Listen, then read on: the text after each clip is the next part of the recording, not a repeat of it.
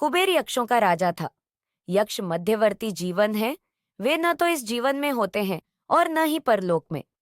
कहानियों के अनुसार रावण ने कुबेर को लंका से निकाल दिया और कुबेर को महाद्वीप पर भागना पड़ा।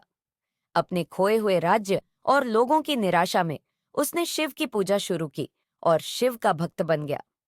शिव ने अपनी दया से उसे एक नया राज्य और दुनिया की सारी संपत्ति प्रदान की और कुबेर सबसे अमीर प्राणी बन गया। धन का मतलब कुबेर यही माना जाता है। कुबेर एक महान भक्त बन गया और जब एक भक्त को लगता है कि वह महान भक्त है तो उसने सब कुछ खो दिया है। कुबेर को ऐसा लगने लगा कि वह महान भक्त है क्योंकि वह शिव को इतनी बड़ी मात्रा में भेंट अर्पित कर रहा था। शिव ने वास्तव में कुछ भी नहीं लिया सिवाय उस पवित्र भस्म के जो अर्पित की गई थी।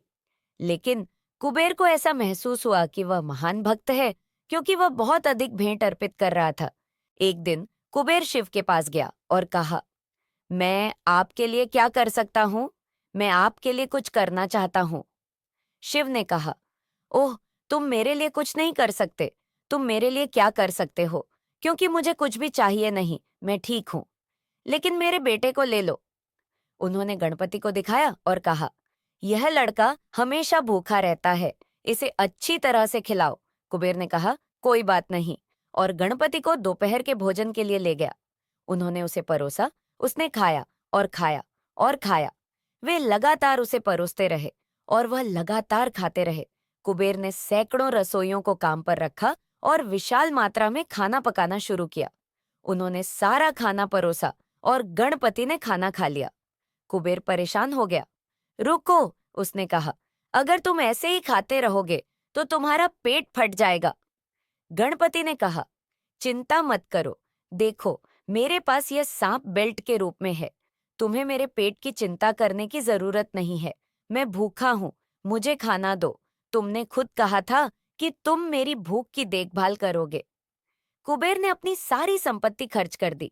कहते हैं कि उसने दूसरे लोकों में जाकर भोजन खरीदने के लिए लोगों को भेजा और खाना परोसा गया। लेकिन गणपति ने सिर्फ खाया और कहा, मैं अभी भी पूरा नहीं हुआ हूं और खाना कहाँ है? तब कुबेर को अपने मन की संकीर्णता का एहसास हुआ और उसने शिव के सामने झुकते हुए कहा, मुझे पता है कि मेरी संपत्ति तुम्हारे लिए एक धूल के कण के बराबर भी नहीं है। मैंने सोचा कि मैं महान भक्त हूँ, बस थोड़ा सा लौटाकर जो तुमने मुझे पहले दिया। और उस पल से उसकी जिंदगी एक अलग दिशा में मुड़ गई।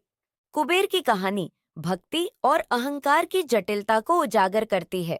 जबकि वह सबसे अमीर और एक महान भक्त बन गया, अपनी भेंटों पर गर्व ने उसे भटका दिया। सच्ची भक्ति भौतिक संपत्ति और भेंटों से परे होती है और इसके बजाय ईश्वर के साथ सच्ची विनम्रता और संबंध पर केंद्रित होती है।